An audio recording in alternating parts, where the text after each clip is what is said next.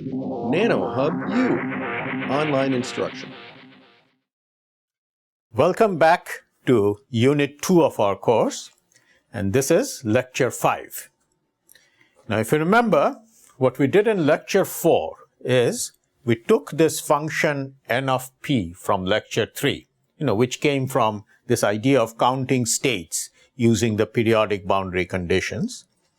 So that's this n of p, and what we did was combined it with the energy momentum relation to get a density of states.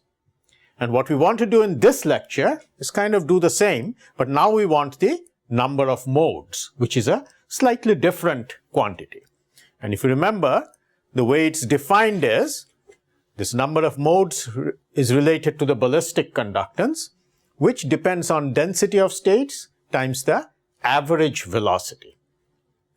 And this average velocity involves a numerical factor that usually depends on this number of dimensions that we're involved in. So this is in 1D, that average, you just have this 1 here, 2 over pi, and this half.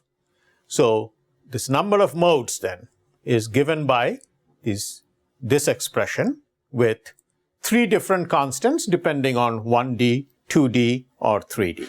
Okay. Now, we already have an expression for the density of states. So in principle, all we need to do is multiply it by the expression for velocity, and we would be done. And we'd have an expression for m of e. See? But instead, I'm going to do this in a slightly different way because it also introduces a very useful relation that I wanted to introduce. And that relation is a very general relation, independent of what energy momentum relation we have. You could have any relation here, doesn't matter. Density of states times velocity times momentum is equal to n. N is that quantity. As you know, these functions, they are functions of momentum, or you could view them as functions of energy if there is a given energy momentum relation. So density of states times velocity times momentum is equal to this n times the number of dimensions. So let me show you where this comes from, because this is a very useful relation, independent of the specific energy momentum relation. And we'll use this then to obtain an expression for this number of modes. Okay. Now, what we do is we start from this rule that we discussed in Lecture 3 using the periodic boundary conditions. And remember, this doesn't involve any energy momentum relations. It just is based on this idea of discretizing momentum using the requirement that the number of wavelengths fits into your box. Now we take that quantity and take its derivative. So dn dp. So when I take the derivative, what do we get? Well, these are all constants. They just stay whatever they were. 1D, 2D, and 3D. Makes no difference. But because this is p over h to the power d, the h to the power d stays as is, but the p to the power d gives you d times p to the power d minus 1. That's just this rule of differentiation. P to the power d, we are differentiating with respect to p. Now the next point to note is dn dp you could write as dn de times de dp. And we could multiply both sides with p.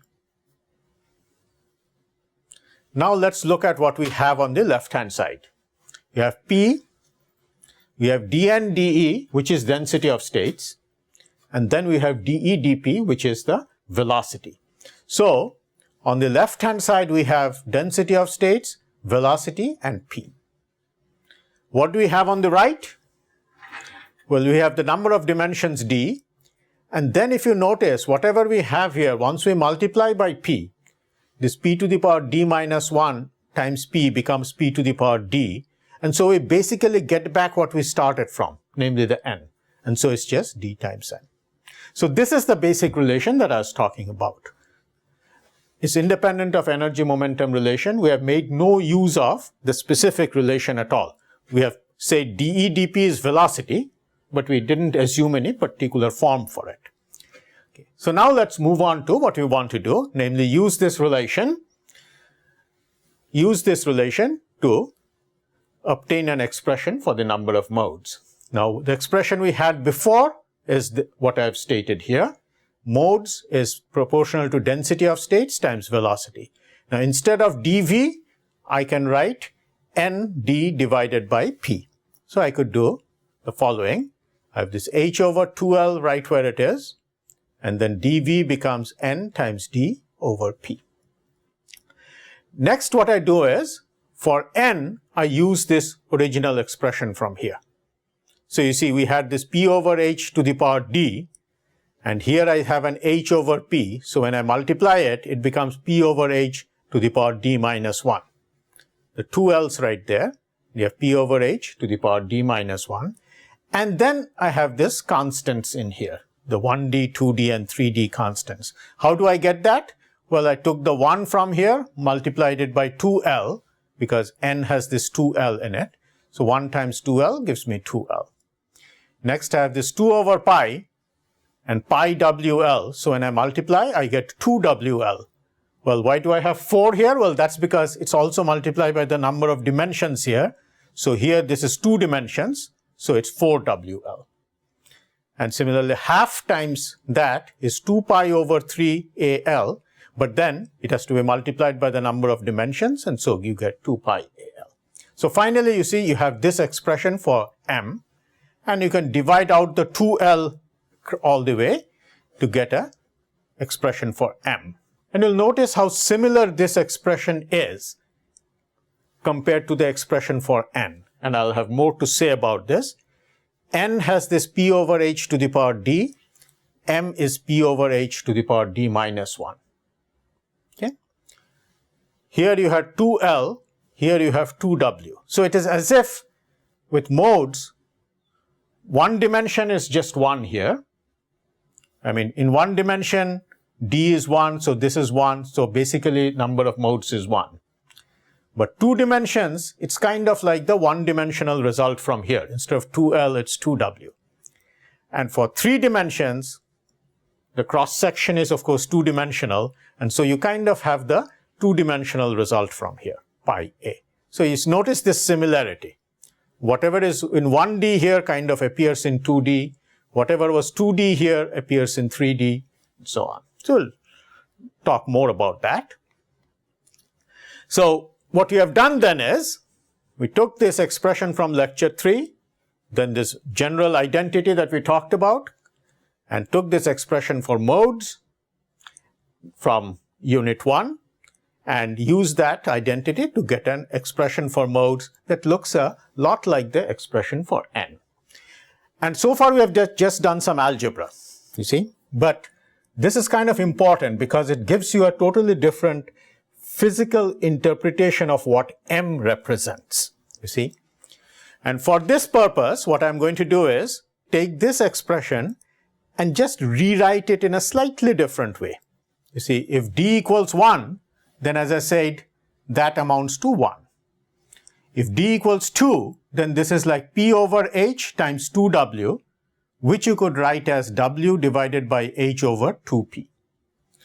And similarly, the last one you could write as a divided by h over 2p squared, and then a constant in front. Now, what do we gain by doing that? Well, remember, h over p is what we call the de Broglie wavelength. So what this quantity tells you is how many half de Broglie wavelengths fit into the width of the conductor. That is, if you have a two-dimensional conductor, length L, width W, then the number of modes is basically how many half wavelengths fit into that width. Right? Now, if you had a three-dimensional conductor, so then the cross-sectional area is A, then this tells you like how many half wavelengths fits in this way and how many half wavelengths fits in that way. And it's a product of the two. That's what it is. Area divided by half wavelength squared. So this is this idea, those of you who are familiar with electromagnetic waveguides will also recognize that that's kind of what determines the number of transverse modes in an electromagnetic waveguide. I mean, that's where the word modes comes from. But the point I wanted to make is this very important distinction of these two ways of looking at what number of modes means. The one view is the view we had from unit 1. That is, it's like density of states times velocity. Density of states tells you how many states you have, velocity tells you how fast they move, and so the product kind of determines how much current you can get. So that's why modes depends on density of states times velocity. But a totally different way of thinking of modes is you look at the cross section, see how many half wavelengths fits into it. And this is the view that most people who have some familiarity with this would have heard of. This one is less widely appreciated. And what I was trying to show is if you make use of that identity, then you can transform this into this, which represents two totally different physical views of what number of modes means. And incidentally, I should point out that just as the way I've taken m and written it as number of half wavelengths that fits into the cross section, you could similarly take this function n and write it in a form that looks like how many half wavelengths fits into the volume. That is, if you had a one-dimensional solid, it's like the length divided by half wavelengths. Otherwise, it's the area divided by half wavelength square, or the volume divided by half wavelength cubed. So n kind of tells you how many half wavelengths fit into the entire volume of the solid, whereas m tells you how many half wavelengths fit into the cross-sectional area of the solid. Now, one important consequence of this is this ballistic resistance that we talked about in unit 1. That is, I'd mentioned at that time that if you just look at this expression, it would tell you that the number of modes is proportional to the width or the cross-sectional area. What that would mean is you'd expect that the ballistic conductance would change linearly with width or cross-sectional area. And this is observed. This was observed back around 1970 or so, and sometimes people call it the Charvin resistance. But the very important development that came some 20 years later was that in devices with small cross-section, where the number of modes was relatively small, not thousands, but more like tens and twenties, that's where people saw this very nice quantization of the ballistic conductance. That rather than go linearly, it actually went in steps. Now, how do you understand this?